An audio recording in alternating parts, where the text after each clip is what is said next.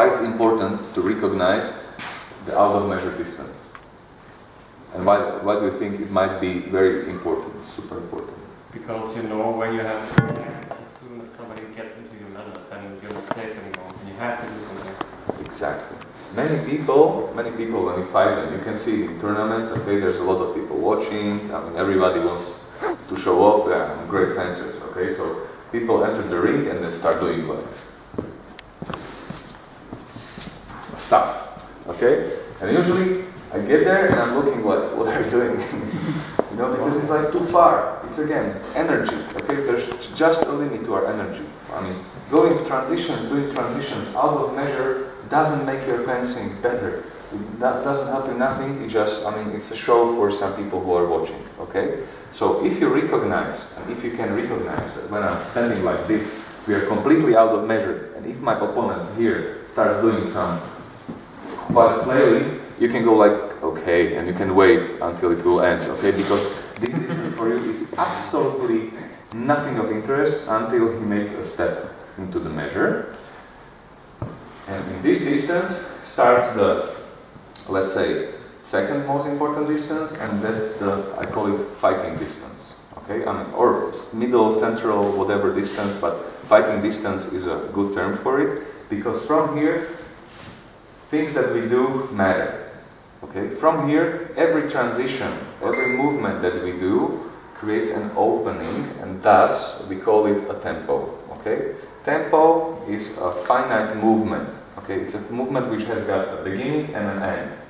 Or sometimes it's just a very long non-movement at all. Okay, that's also tempo. So for instance, if you are in this distance and Tom makes an opening, this is dangerous for him and of course also for me. But for me, this was a tempo. So when I saw Tom moving here, I know that I can already commence my attack because Tom is finishing a certain movement.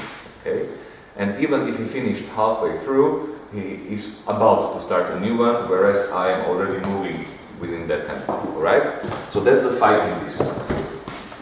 When I come closer, this is called close distance, or misura stretta in the Italian sources. And the reason is that here, this is the most dangerous distance for the both of us, because whoever moves first with an attack, will win.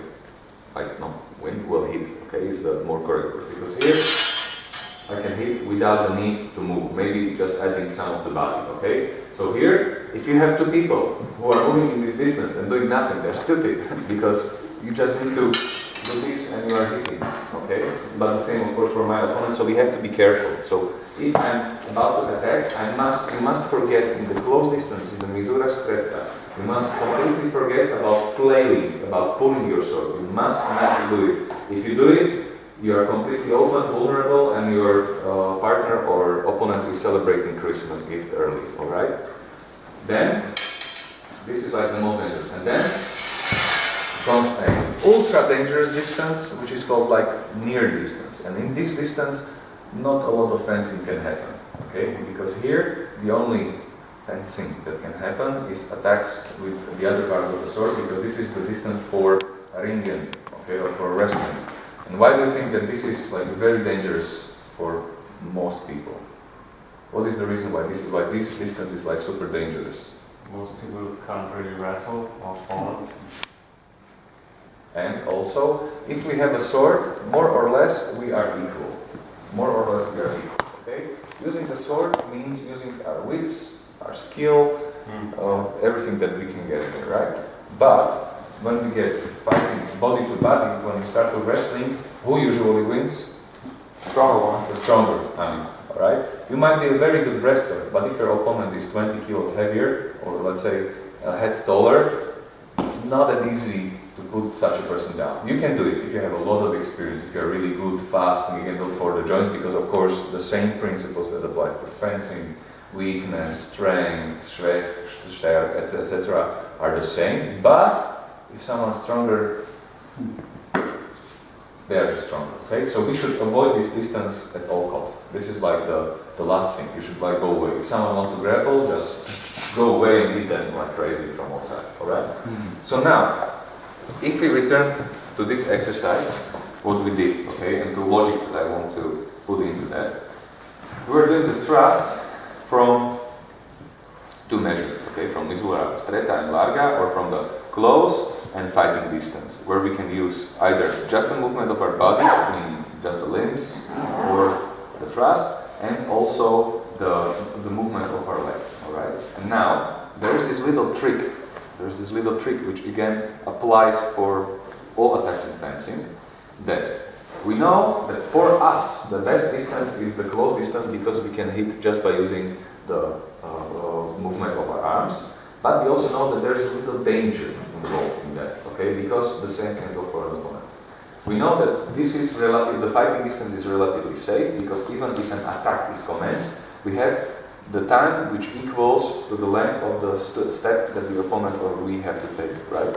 So ideally, there is like this, like a border distance or like a cross distance between those two, so between the stretta and between the larga, okay, which is somewhere closer. So I can't exactly hit just by using the power of my limbs, and I must do a step, but if you use those principles that I've been telling you for yesterday, during today, about using the power of your body and leaning, you are gaining an advantage over your opponent because they doesn't know that you are already in distance where you can hit relatively without movement, okay? But you're still well covered because you know that your opponent can hit you with a larger difficulty than you. You understand? So we should be always aiming, if you want to be successful in the way you hit, you should be aiming not to the super close distance, because that's dangerous both for you and for your opponent, either fighting distance or appearing in the distance which is like somewhere in between, and you're using some biomechanical tricks of leaning your body and really using this in order to not have to use so much time as a long step takes. Okay? Okay? So sorry for the theory, but I think that you need to understand it because I think it's like extremely important in order to realize how this works. And when you realize this and start seeing it in the distance, this is when you will be becoming much more effective in your fencing because you will know what and when to learn, when to use it. Okay? There is, most of the times, unless you're super strong, then it makes no sense to run with the thrust. Because I mean, even if the top world runners or sprinters for 100 meters would do that, it would still take a lot of time for you, and to parry such thing, we just go really away and cut back. Okay? So ideally, we need to get closer to the distance where the success rate is significantly higher. Correct?